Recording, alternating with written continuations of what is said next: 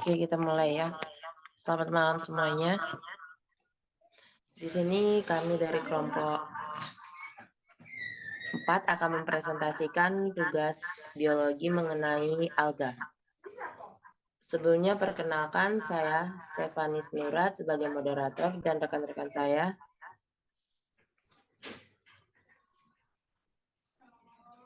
Perkenalkan, saya Rizky Amedelisa sebagai pemateri pertama.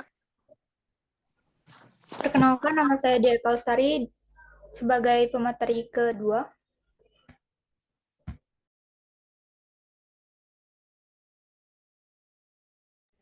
Perkenalkan, nama saya Ardelia Putri sebagai pemateri ketiga.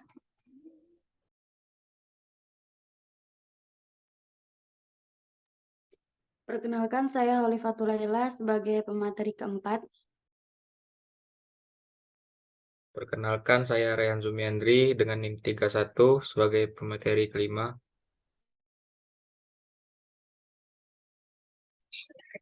Perkenalkan, nama saya Emandito Prayoga dengan pemateri yang ke-6.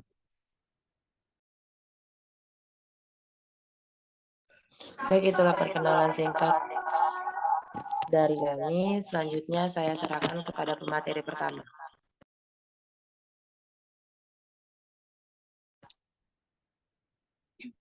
Baiklah, terima kasih kepada moderator. Di sini saya sebagai pemateri pertama akan menjelaskan pengertian tentang alga. Alga merupakan tumbuhan non-vaskular yang memiliki bentuk tali beragam, yaitu uniseluler dan multiseluler, dan berpigmen fotosintetik. Dalam dunia tumbuhan alga atau ganggang, termasuk ke dalam dunia Talipita, tumbuhan talus, karena belum mempunyai akar, batang, dan daun secara jelas. Tumbuhan ganggang ada yang bersel tunggal, ada yang bersel banyak, dengan bentuk serupa benang atau lembaran. Tumbuhan ganggang sebagai tumbuhan yang hidup di air, baik di air tawar atau air laut. Ada ganggang yang dapat bergerak aktif, ada juga yang tidak. Jenis ganggang yang bergerak aktif memiliki alat untuk bergerak berupa bulu-bulu, cambuk, atau flagel. Terima kasih, saya kembalikan kepada moderator. Terima kasih kepada pemateri pertama. Selanjutnya saya serahkan kepada pemateri kedua.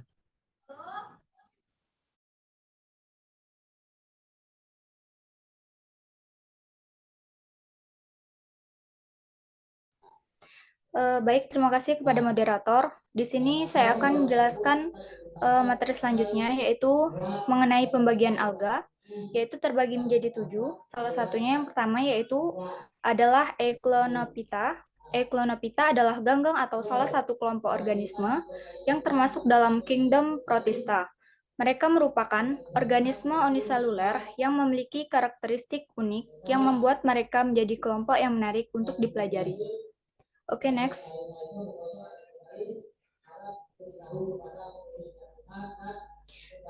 Yang kedua yaitu Chlorophyta. Chlorophyta atau alga hijau adalah kelompok alga hijau yang termasuk dalam kerajaan Protista. Mereka adalah organisme fotosintesis, yang artinya mereka dapat menghasilkan makanan sendiri dengan menggunakan energi matahari. Selanjutnya, yaitu Chrysophyta, di mana Chrysophyta juga dikenal dengan sebutan ganggang emas karena beberapa spesies memiliki pigmen tambahan yang memberikan warna kuning atau emas pada tubuh mereka. Selanjutnya yang keempat ada Bacillariophyta, yaitu adalah kelompok alga yang juga dikenal sebagai diatom atau diotomas. Mereka termasuk dalam kerajaan Protista dan merupakan organisme fotosintesis yang dapat ditemukan di berbagai lingkungan perairan, baik di air tawar maupun air laut. Baiklah, itulah presentasi dari saya. Materi selanjutnya akan dilanjutkan oleh pemateri ketiga. Saya kembalikan ke moderator. Terima kasih kepada pemateri kedua. Untuk pembahasan yang selanjutnya saya serahkan kepada pemateri ketiga. Oke, yang kelima, Pyrophyta adalah adanya dua flagel yang memungkinkan mereka bergerak secara aktif di dalam air. Flagel ini memberikan kemampuan gerak yang cepat dan karakteristik berputarnya tubuh dinoflagellata saat berenang, sehingga seringkali terlihat seperti berputar-putar di dalam air. Selanjutnya,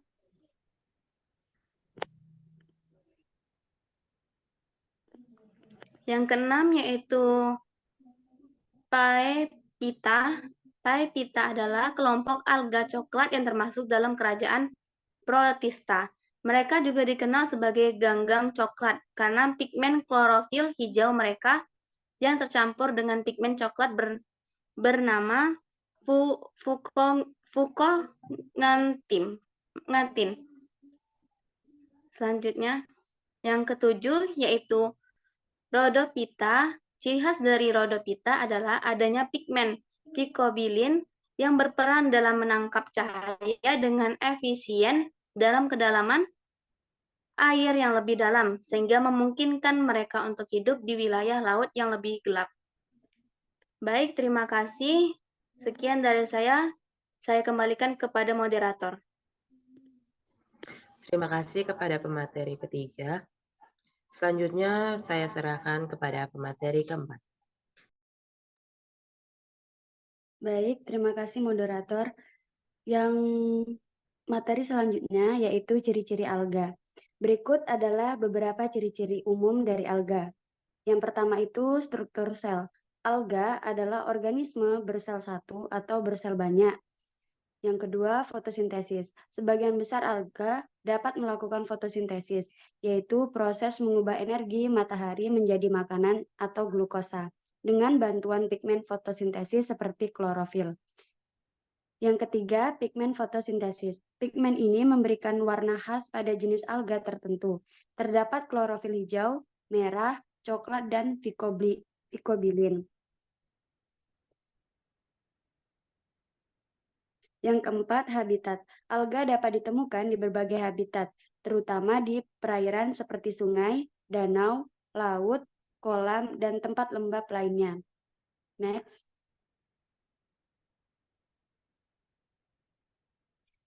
Selanjutnya yaitu ukuran dan bentuk. Alga memiliki ukuran yang bervariasi, mulai dari mikroskopis hingga yang dapat terlihat dengan mata telanjang. Bentuk alga juga sangat beragam. Ada yang berbentuk uniseluler atau satu sel, hingga yang membentuk koloni atau benang-benang berkelompok. Selanjutnya, struktur alga. Struktur alga dapat bervariasi bergantung pada jenis dan kelompok alga yang dimaksud. Namun, secara umum, berikut adalah beberapa struktur umum yang dapat ditemukan pada alga. Yang pertama yaitu selubung sel atau dinding sel. Alga memiliki selubung sel yang mengelilingi sel-selnya. Selubung sel ini berfungsi sebagai pelindung dan mendukung struktur sel alga. Selanjutnya, kepada pemateri ke-5, saya serahkan kembali ke moderator. Terima kasih kepada pemateri keempat. Kemudian untuk struktur sel saya serahkan kepada pemateri kelima.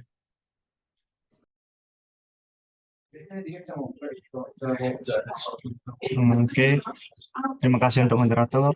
Di sini akan dijelaskan sedikit struktur sel alga. Kloroplas. Kloroplas adalah organel yang terdapat di dalam sel alga dan bertanggung jawab atas proses fotosintesis. Di dalam kloroplas terdapat pigmen fotosintesis seperti klorofil yang mengubah energi matahari menjadi makanan bagi alga. Next.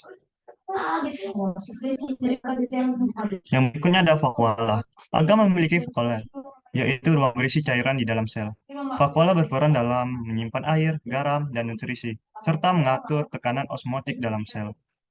Selanjutnya ada inti sel atau nukleus. Alga eukariotik memiliki inti sel nukleus yang berpisah dan berfungsi sebagai pusat pengendali sel. Yang berikutnya ada flagella. Beberapa jenis alga memiliki flagella, yaitu ekor sel yang digunakan untuk pergerakan. Flagella membantu alga bergerak di dalam air atau media sekitarnya. Yang berikutnya adalah phycobilisome. Phycobilisome adalah struktur khusus dalam alga yang mengandung pigmen phycobilin. Pigmen ini berperan dalam menyerap energi cahaya tambahan dan membantu alga dalam melakukan fotosintesis di kedalaman air yang lebih dalam. Yang berikut adalah sel-sel reproduksi. Alga memiliki sel-sel reproduksi yang berperan dalam proses reproduksi aseksual maupun seksual. Sel-sel ini akan berkembang menjadi spora atau gamet, tergantung pada jenis reproduksi yang dilakukan. Yang terakhir adalah struktur penyangga. Beberapa alga memiliki struktur penyangga seperti silika dalam bentuk selubung pada diatom atau kalsium karbonat atau kapur pada alga lautan tertentu. Struktur penyangga ini memberikan bentuk dan dukungan fisik suatu alga. Oke, sekian dari saya kembalikan ke moderator.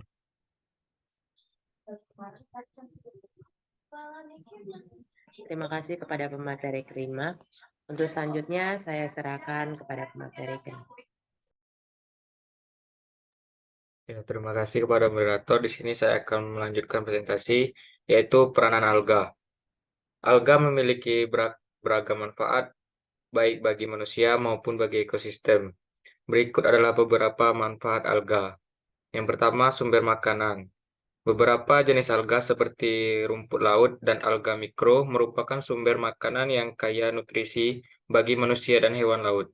Mereka mengandung protein, vitamin, mineral, serat, dan asam lemak omega 3 yang penting untuk kesehatan. Yang kedua, industri makanan.